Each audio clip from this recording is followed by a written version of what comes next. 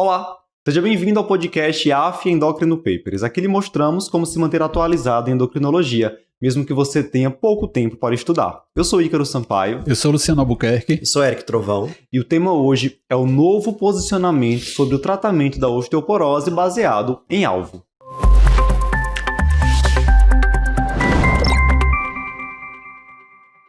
Pessoal, quando a gente fala sobre tratamento da osteoporose, o nosso grande alvo, sem dúvidas, é redução do risco de fraturas.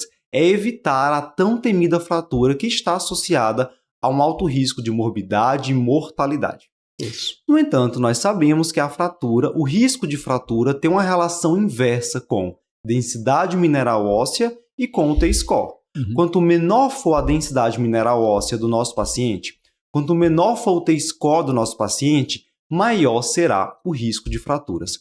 E quando a gente começa a pensar nesse momento em que estamos vivendo, com drogas osteoformadoras, capazes de promover um maior ganho de massa óssea, por exemplo, que os tradicionais bisfosfonatos, vem a necessidade de estabelecer um alvo terapêutico para a osteoporose, levando em consideração massa óssea e o T-score. Então, nós tivemos no mês de outubro a publicação de um posicionamento da SBMA sobre tratamento da osteoporose baseado em alvo, e a gente vai falar sobre esse posicionamento a partir de agora. Eric, risco iminente de fratura é um termo apresentado nesse documento, nesse posicionamento. Eu queria que você explicasse melhor para a gente o que é um paciente com osteoporose que tem risco iminente de fraturas. Então, Ícaro, o risco iminente de fratura, na verdade, assim, é um termo que a gente já vem usando há algum tempo, né, e que o documento ele usa para selecionar alguns pacientes. Então, se o paciente tiver risco iminente de fratura, ele tem um alvo diferente daqueles pacientes que não têm risco iminente de fratura. Classicamente, o risco iminente de fratura o nome já está dizendo, né, o paciente pode fraturar a qualquer momento, né, um risco extremamente alto dele fraturar. E ele se refere àquele paciente que acabou de fraturar. Tá? O paciente teve uma fratura, é um paciente que está em risco iminente de ter uma nova fratura. Porque logo após uma fratura, isso indica que esse paciente está com fragilidade óssea muito importante. Então, se ele levar outra queda, ele provavelmente vai fraturar de novo. Isso é o risco iminente. Quanto tempo após a fratura, né, a gente vai deixar o paciente nessa classificação de risco iminente? 2 anos. Né? Alguns autores colocam 1 ano, mas a maioria dos últimos documentos tem colocado o período de 2 anos. Então, até 2 anos de uma fratura, o paciente ele é considerado em risco iminente de fratura, certo? Qualquer fratura, a princípio sim, qualquer fratura, mas claro que aquelas fraturas mais comuns e mais que levam a maior morbidade, maior mortalidade, que seria fratura vertebral e fratura de quadril, é o que mais se encaixa nessa definição, né, de risco iminente. Mas, assim, se fraturou o húmero, também você poderia dizer que está em risco iminente. Mas o risco associado a fraturas vertebrais e fraturas de quadril, nesse conceito, ele é mais importante, digamos assim. Né? E a gente sabe que à medida que o tempo passa, após uma fratura, esse risco ele vai caindo. Né? Então, realmente, ele é mais alto no primeiro ano e é mais baixo no segundo ano, mas mesmo assim, muito alto. Então, esse é o primeiro critério que o documento utiliza para o risco iminente de fratura, que é o critério que outros documentos já utilizavam. Né? Agora, ele coloca também como risco iminente aquele paciente que sofreu 2 ou mais fraturas, porque ele também entende que se o paciente já tem 2 fraturas, a chance de ser uma terceira é maior ainda. Então, ele junta pacientes que tiveram uma fratura, principalmente vertebral de quadril, nos últimos 2 anos, e pacientes que tiveram 2 ou mais fraturas como risco iminente de fratura. E nesse paciente com risco iminente de fratura, eles estabelecem como alvo você reduzir o risco de fratura o mais rápido e o máximo possível. Ou seja, uma coisa muito subjetiva, assim. Haja da forma mais agressiva possível. Deu um tiro de canhão agora. Deu um tiro de canhão, né? E a única forma de eu conseguir fazer isso anabólico.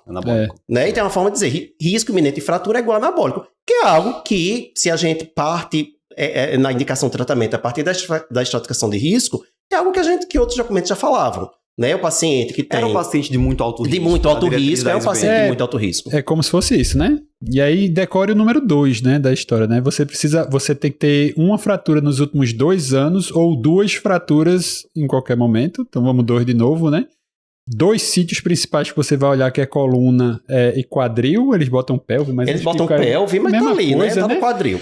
Coluna e quadril, e 2 drogas que você vai usar, que é teriparatida e romosozumab. E uma ou outra. Luciano, né? Como sempre, você adora os processos muito rápido nos mnemônicos. E aí é isso, você vai... Tem mais, me aguarde. Você vai agir o mais rápido possível, então você vai usar anabólico. Quando você tem fratura de outros sítios, aí ele diz, não há evidência suficiente para dizer que tem que ser anabólico. Né? Então, precisa de mais estudos quando a gente está falando de outros sítios que não esses que a gente citou. Então, seria mais ou menos assim, se for outro sítio, ele tem alto risco, mas talvez a sua intervenção não tenha tanto benefício. Então, assim, isso, né? Talvez fazer um bisossonato mesmo, denosumab. Enfim, mas aguardemos evidências para definir isso melhor. Então, assim, é óbvio dizer isso, mas para facilitar o atendimento do paciente com osteoporose, a primeira coisa que a gente vai ter que avaliar, então, nesse paciente é se ele tem histórico de fratura, principalmente se é uma fratura recente. Esse é o primeiro ponto da anamnese do paciente com osteoporose. O momento da fratura importa. Sim. Na hora de você estratificar risco e de você estabelecer o alvo, que é a proposta desse documento, é estabelecer alvo. Certo. Então fica, tem fratura, né? Quantas e há quanto tempo ocorreram? Isso.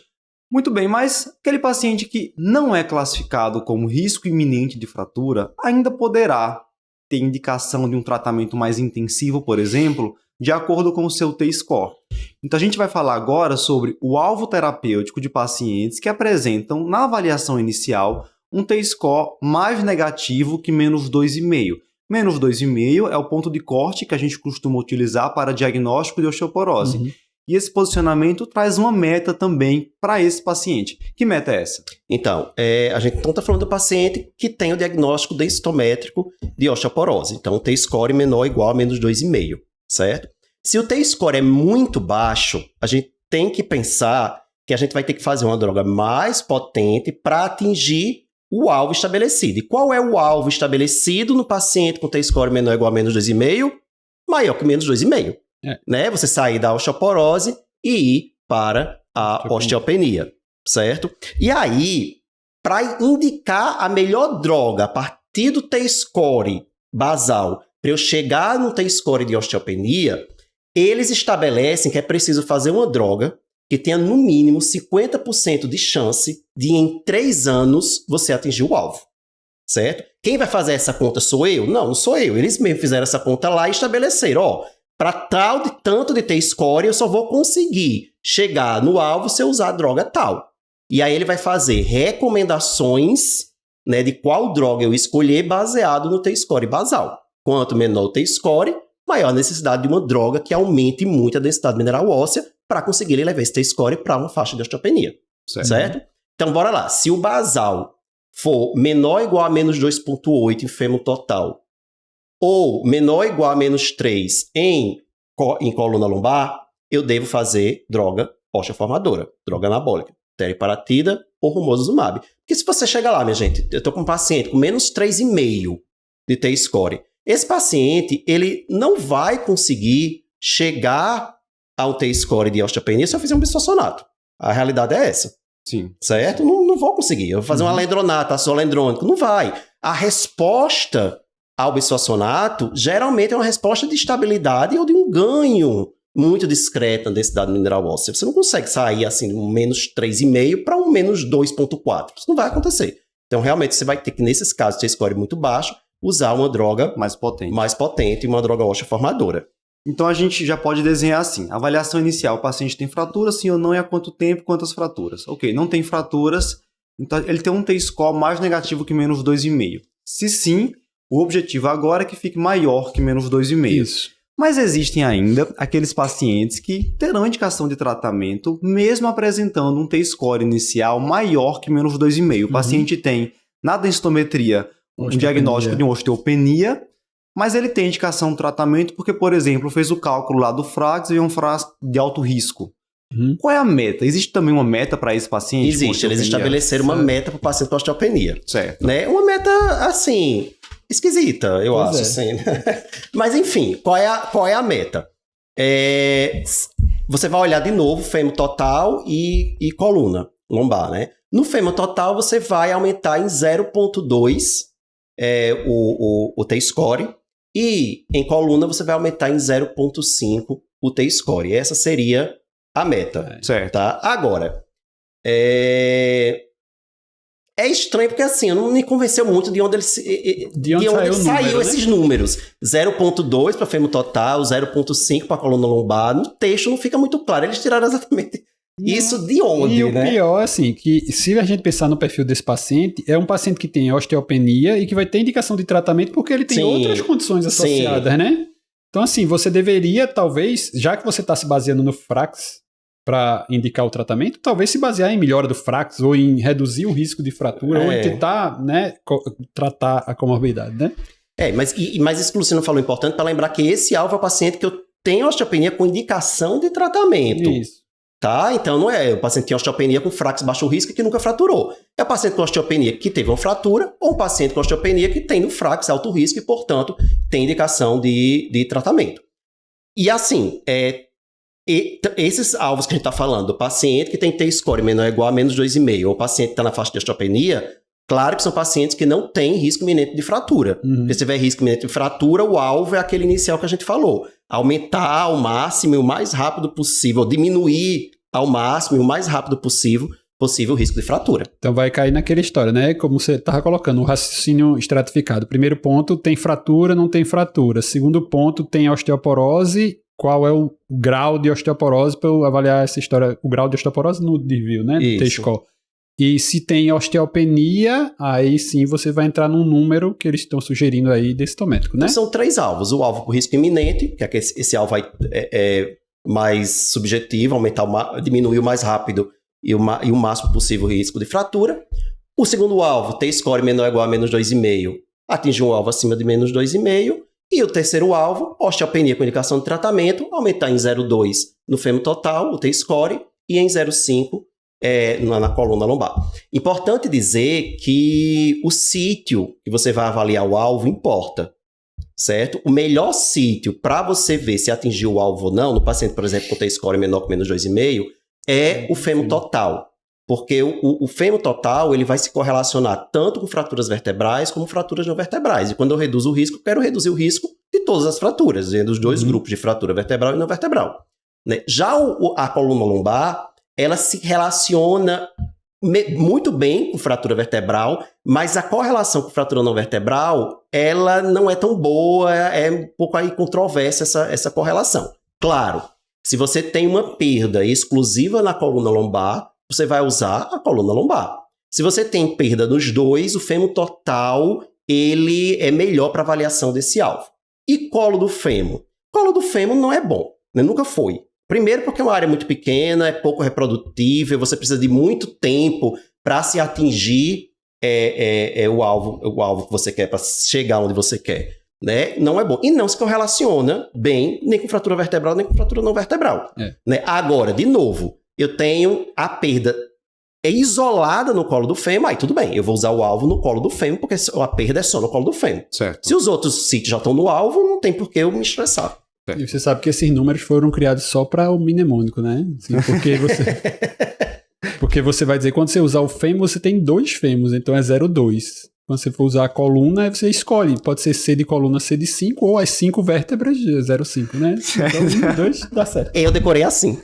Tá vendo? C de coluna, C de 5. Foi 2, quadril e 5. Quem me deu a dica, não foi eu que criei, não. Quem me deu a dica, eu tava explicando isso para uma residente de geriatria que tá rodando meu ambulatório de osteoporose. Aí ela deu essa dica, aí eu fiz, nossa, gostei.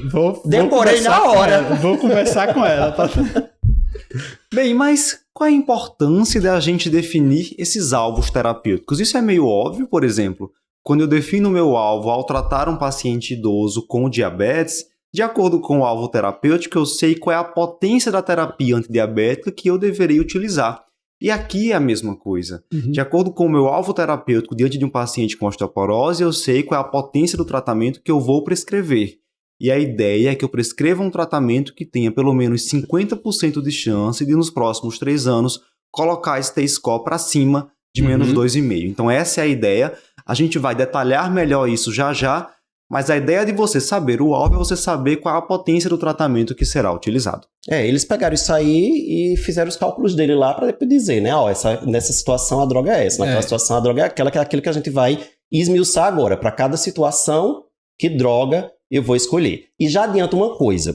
esse tempo, probabilidade mínima 50% de atingir o alvo em 3 anos. Não quer dizer que na prática eu tenho que atingir o alvo em 3 anos, não. Certo. Até porque é uma probabilidade 50% no mínimo.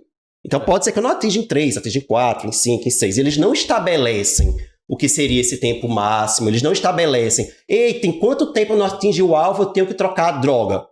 O documento não fala disso. O documento fala, no basal do paciente, eu penso num alvo e pensando nesse alvo, eu vou escolher uma determinada droga. Okay. Mas ele não fala de segmento. Acho que aí cabe até uma observação, o pessoal não cair aí também nas pegadinhas, é o contrário também, de querer avaliar antes, muito cedo, antes dos 3 anos, que às vezes, sei lá, teriparatida romosozumab às vezes ganha mais rápido, né, massa óssea, então tem uma resposta mais precoce, teriparatida às vezes demora um pouquinho, a pessoa vai dizer, passou o primeiro ano, não ganhou nada, então vou trocar, assim, não, acho que tem que, se a gente tá falando que é em 3 anos, né, ter um pouquinho de paciência com isso, né? Isso.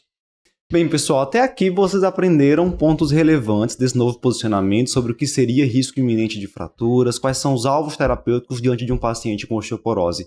Mas quais drogas vocês deverão prescrever para cada situação? É isso que a gente vai discutir a partir de agora. Se você quiser conferir a versão completa desse podcast, acesse a nossa plataforma do curso de atualização em endocrinologia do AFIA Endocrino Papers. Eu, professor Luciano, professor Eric, te esperamos lá. Até mais!